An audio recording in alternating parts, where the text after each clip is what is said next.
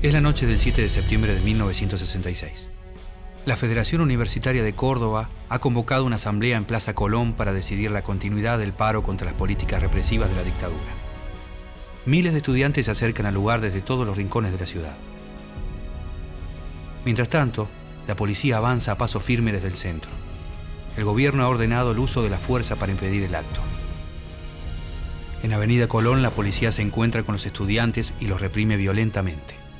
Los jóvenes responden con piedras y en pocos minutos se desata una batalla campal que se extiende por todo el centro de la ciudad.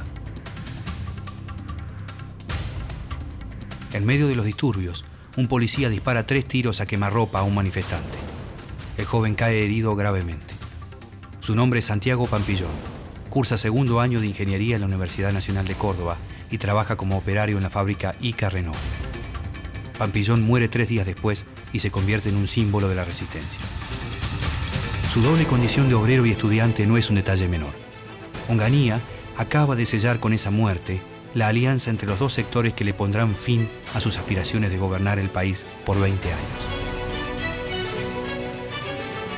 3 años después, el 29 de mayo de 1969, obreros y estudiantes protagonizarán un alzamiento popular que representará el punto máximo de esa unión, el Cordobazo.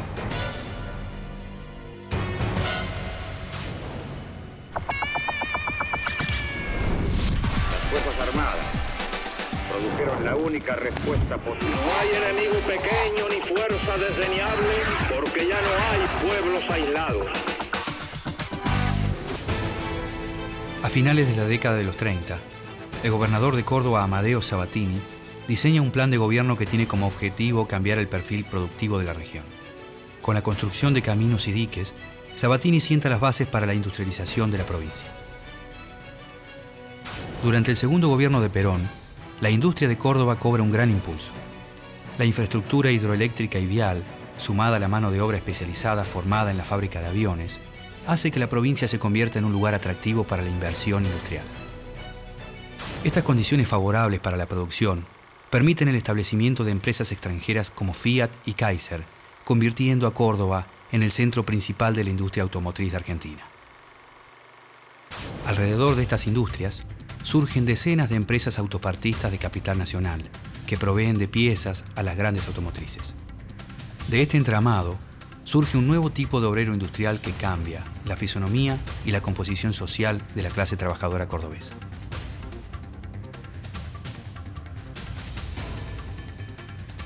En 1955, un golpe de Estado derroca al gobierno de Juan Domingo Perón y proscribe el Partido Justicialista.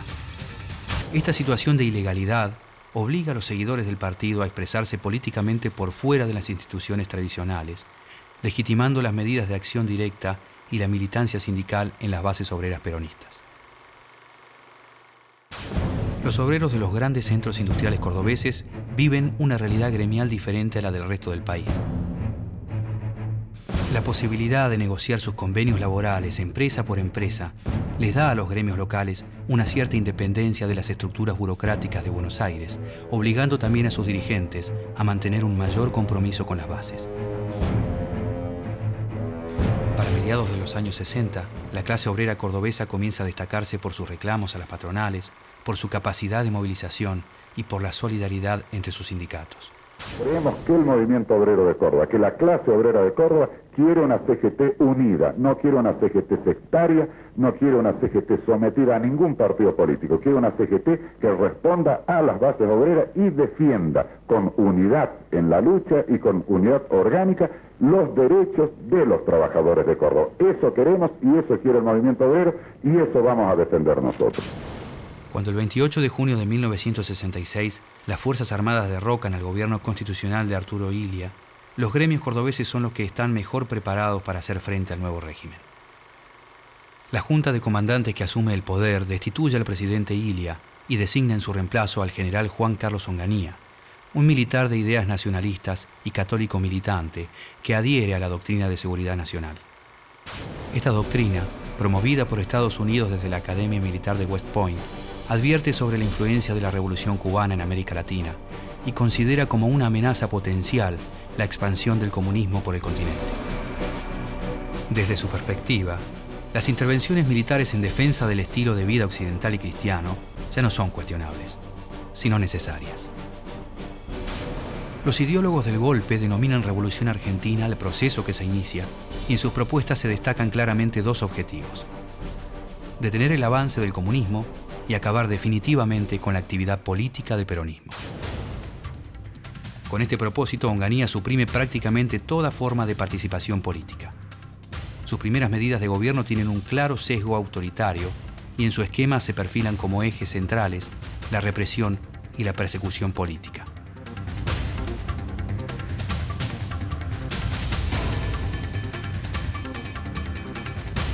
Onganía clausura el Congreso y reúne en su figura la suma de las funciones del Poder Ejecutivo y Legislativo.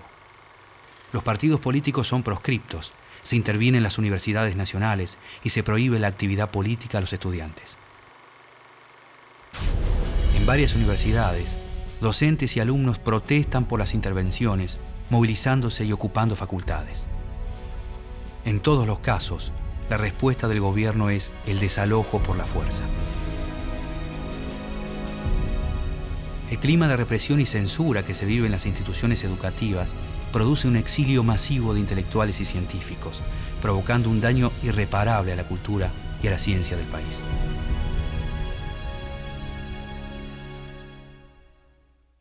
En Córdoba, los estudiantes realizan una intensa campaña de protesta contra la intervención de la universidad. El 7 de septiembre de 1966, la policía reprime violentamente una manifestación organizada por la Federación Universitaria. Durante las refriegas, el estudiante y obrero Santiago Pampillón sufre una herida de bala que días después le causa la muerte. La muerte de Pampillón crea fuertes lazos de solidaridad entre los estudiantes y los obreros cordobeses, quienes sufren no solo las políticas represivas, sino también los ajustes económicos de la dictadura.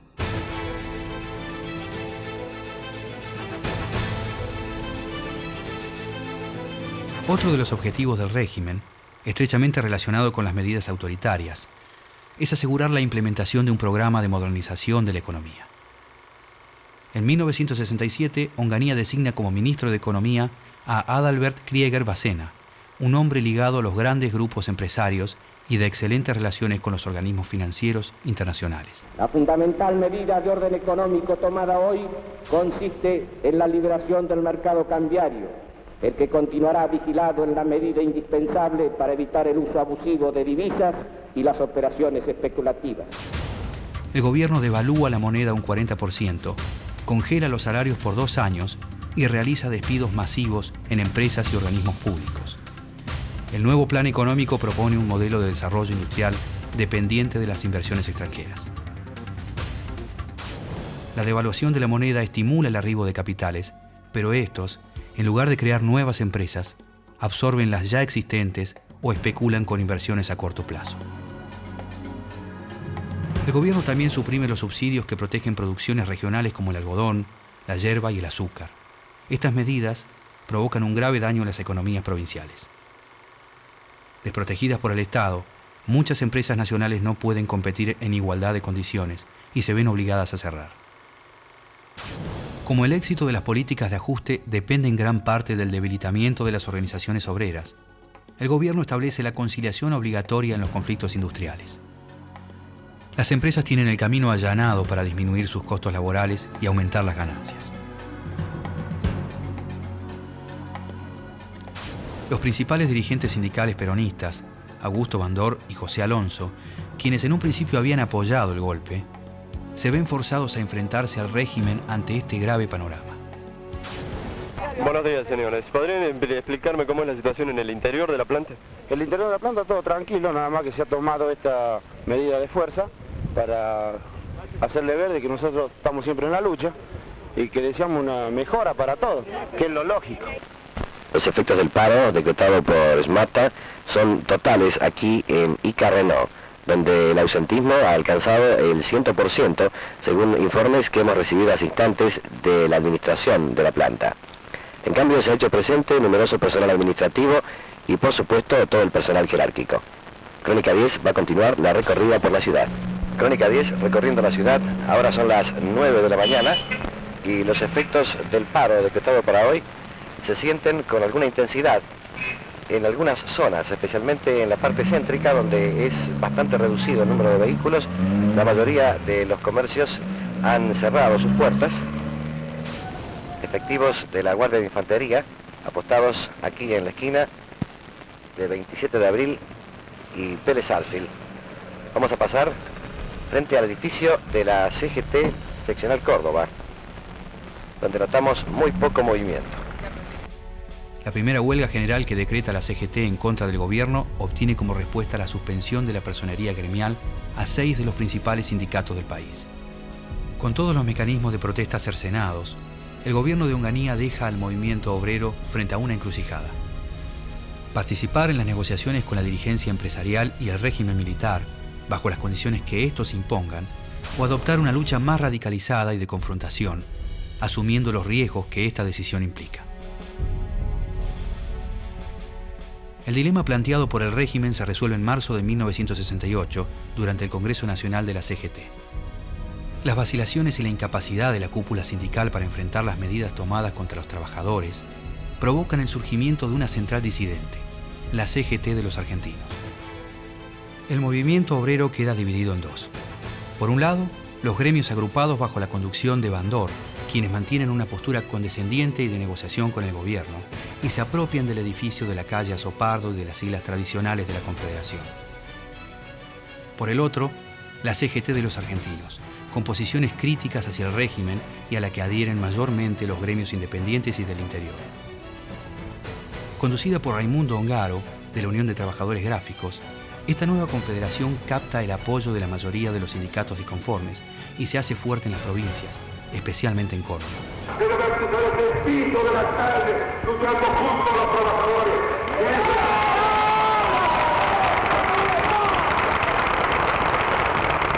es el camino que debe seguir la clase obrera. Ese es el camino que debe seguir el pueblo argentino sometido y humillado por esta dictadura infame y feroz.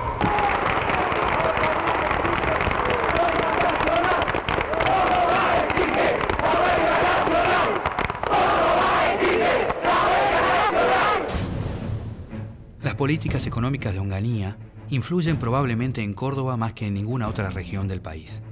Onganía aplica una serie de medidas que afectan sustancialmente a los obreros de la industria metalúrgica y automotriz, las llamadas quitas zonales y la eliminación del sábado inglés. Doctor Carlos Caballero, la implantación del sábado inglés y las quitas zonales han provocado algún malestar social en la provincia a su cargo.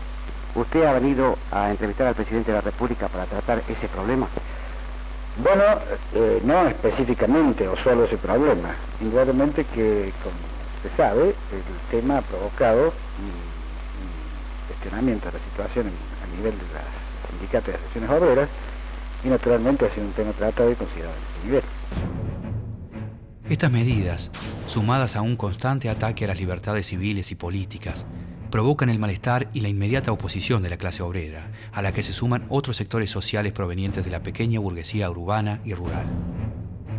Durante las 3 primeras semanas del mes de mayo, se viven episodios dramáticos en varias ciudades del interior del país. En Tucumán, Corrientes y Rosario, se producen protestas que son duramente reprimidas por la policía y causan la muerte de 3 estudiantes. Pero si ocurren hechos como los de anoche en Rosario, ¿el ejército podría salir a la ciudad? Bueno, esto es un problema que tendríamos que considerarlo, pero imagínese usted que si realmente ocurre un estado de subversión o de alteración del orden, de la magnitud, que para dar lugar a una intervención de esa naturaleza, bueno, naturalmente que puede ocurrir, eso, en el tren así de posibilidades que usted señala puede pasar cualquier cosa, pero teniendo en cuenta y valorando las circunstancias tal como se han desenvuelto, y pensando más que nada en la sensatez, cultura y nivel temperamental que tiene la población cordobesa, espero fundadamente que esa probabilidad en realidad no puede darse. El clima generalizado de protesta que se vive en el país impulsa a la CGT de los argentinos y a la CGT bandorista a coordinar un paro general de 24 horas para el día 30 de mayo. La CGT de Córdoba decide adelantar el paro para el día 29 y extenderlo por 48 horas. La medida tiene una particularidad. el paro va a ser activo con abandono de tareas y marcha por el centro de la ciudad. Ante la audaz propuesta del movimiento obrero cordobés, la CGT de los argentinos envía a Raimundo Ongaro para participar de los actos. Pero al llegar a la ciudad de Córdoba, Ongaro es detenido. Su arresto fomenta la cooperación entre los sindicatos para la coordinación de la protesta.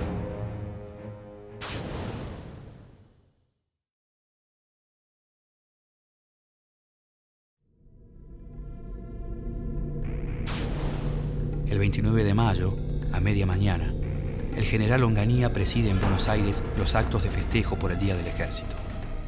Mientras tanto, en Córdoba, miles de obreros se aprestan a abandonar sus lugares de trabajo y marchar hacia el centro de la ciudad. Desde la central de EPEC, marchan los empleados agrupados en el sindicato de Luz y Fuerza, con Agustín Tosco al frente. En la ciudad universitaria, en el barrio Clínicas y en puntos estratégicos del centro de la ciudad, se agrupan las distintas corrientes estudiantiles. En Fiat, los sindicatos Citrac y Tram, que están bajo direcciones burócratas y sumisas a la empresa, no participan de la protesta. No obstante, una gran cantidad de trabajadores deciden no acatar la orden de sus sindicatos y abandonan las plantas de Ferreira. Por la Ruta 9 Sur avanzan los obreros de Fiat Concord, Fiat Matterfer, Grandes Motores Diesel, Thomson Ranco y Perkins. Desde el barrio Santa Isabel parten los trabajadores de Ica Renault, nucleados en los gremios SMATA y WOM, constituyendo la columna más numerosa con aproximadamente 5.000 trabajadores. Al paso de la movilización, trabajadores autónomos y de pequeñas industrias se suman a las múltiples columnas, engrosando el número de manifestantes. Cuando los trabajadores de Ica Renault se acercan a la Plaza de las Américas, ubicada en la periferia del centro de la ciudad, la Policía Federal comienza a reprimirlos.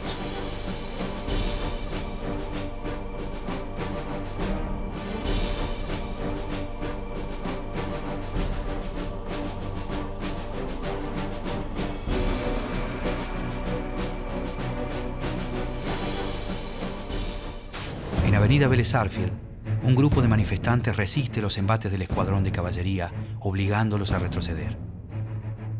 La columna de trabajadores se dispersa por los barrios adyacentes para reunirse finalmente en el Boulevard San Juan. Pero el hecho que desencadena los sucesos más violentos ocurre cerca del mediodía, en la esquina del Boulevard San Juan y la calle Arturo M. Vaz. Allí la policía reprime con balas de plomo y provoca la muerte de Máximo Mena, un joven trabajador de Ica Renault. La noticia se difunde por toda la ciudad, lo que genera ira e indignación. Obreros y estudiantes deciden resistir y enfrentar el aparato represivo. La violencia crece.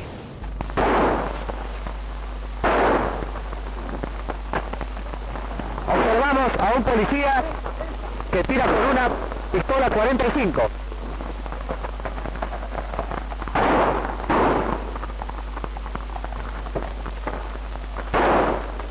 En pocos minutos se multiplican en las calles las trincheras improvisadas, impidiendo el paso de la policía.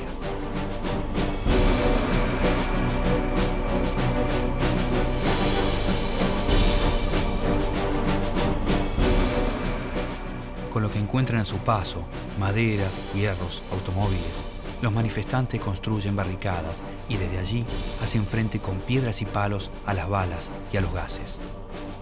El acto central no se lleva a cabo. La ciudad se convierte de a poco en un gran campo de batalla. Como ya hemos venido informando en ediciones anteriores, a partir de las 11 de hoy jueves, por decisión de las dos CGT, los obreros abandonaron su trabajo en las fábricas y se dirigieron en manifestación y columnas al centro de la ciudad. Allí, ingresando al urbe por varios puntos, la policía no fue suficiente para contenerlos. En consecuencia, en numerosas esquinas y centros importantes comerciales de Córdoba se han producido episodios como estos que las imágenes están registrando. En este momento, un pelotón de la compañía de gases de la policía de Córdoba está procediendo a la represión de un grupo de manifestantes apostados en una de las esquinas Rivadavia y Catamarca. En todas las esquinas del centro pueden observarse barricadas como esta que han sido encendidas por los manifestantes. Observen ustedes cómo se arrojan las granadas de gases hacia los lugares donde hay manifestación de público. Los manifestantes ganan terreno en diferentes sectores y las fuerzas policiales, a cargo del comisario Sánchez Laos, se ven desbordadas y deciden acuartelarse.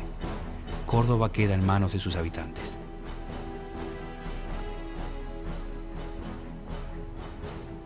A partir de ese momento, los cordobeses descargan su furia contra locales de firmas extranjeras y edificios gubernamentales. Los vecinos colaboran intensamente con los manifestantes, arrojando desde balcones y ventanas todo tipo de elementos que puedan servir para armar las barricadas. Con el paso de las horas, el panorama en el centro se torna desolador. Comercios con vidrieras rotas, automóviles y colectivos tumbados en las calles, arrasados por el fuego de las molotov.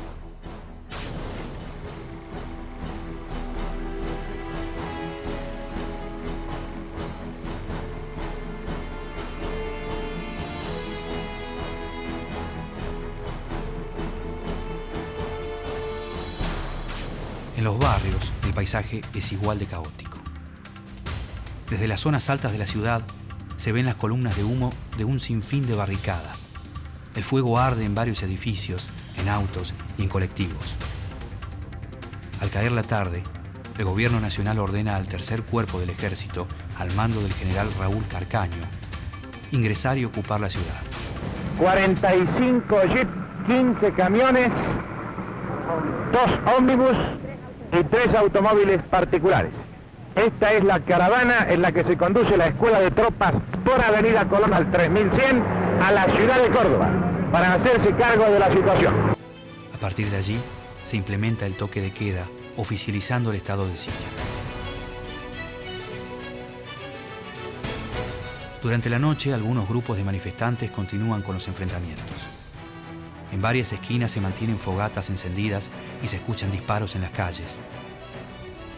El saldo de la jornada es de más de 20 muertos y decenas de heridos. Al día siguiente, Onganía anuncia la creación de los consejos de guerra para juzgar a quienes considera responsables de romper el orden y la paz social en Córdoba. Son condenados a prisión Agustín Tosco, Jorge Canelles y Elpidio Torres, entre otros importantes dirigentes sindicales.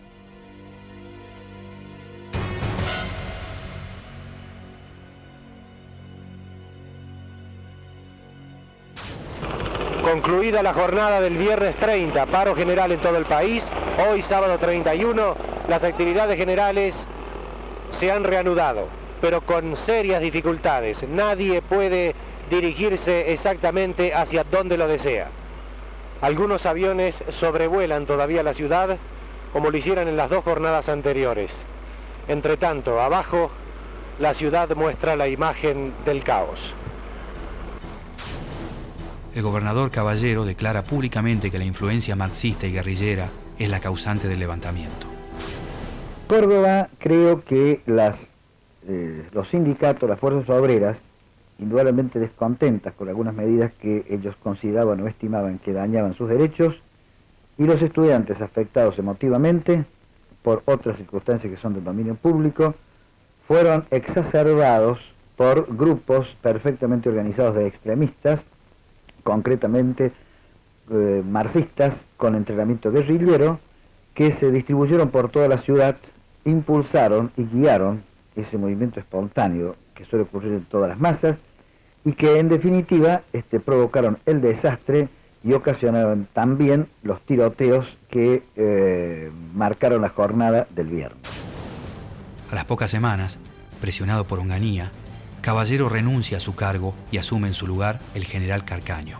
En consecuencia, el excelentísimo señor presidente de la Nación, frente a este cuadro de situación, adoptó la siguiente resolución. Primero, aceptar la renuncia reiterada por el señor gobernador de Córdoba. Segundo, disponer la intervención federal al Poder Ejecutivo de la provincia de Córdoba. Tercero, designar al señor general Carcaño como comisionado federal, con la misión de mantener el orden y la paz interna a toda costa. El cordobazo es el primer golpe a las intenciones de Onganía de mantenerse en el poder durante 20 años. Después del 29 de mayo se producen otras puebladas. Tucumán, Chipoleti, Salta y el segundo Rosariazo, a mediados de septiembre, sacuden la estructura de la Revolución Argentina. El 29 de mayo de 1970, cuando se cumple el primer aniversario del estallido social en Córdoba, el general Pedro Eugenio Aramburu, expresidente de facto que derrocó al general Perón en 1955, es secuestrado y luego asesinado por la agrupación armada Montoneros. Este hecho produce la definitiva destitución de Onganía de la presidencia de la Nación. Luego del 29 de mayo, el movimiento obrero se convirtió en el principal motor de las luchas sociales y surgió en Córdoba un grupo de dirigentes gremiales que formaron la corriente sindical clasista y combativa con fuerte influencia de los sectores de izquierda. Con el paso del tiempo, el cordobazo devino en un mito que sirvió para profundizar aún más la militancia obrera y estudiantil y alimentó el imaginario colectivo durante los violentos años de lucha y resistencia que siguieron.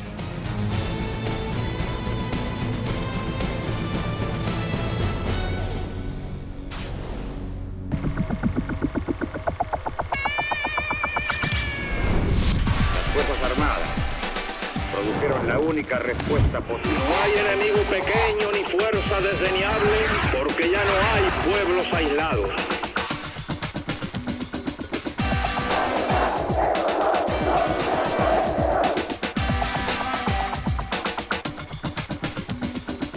Hemos llegado a la Revolución Argentina.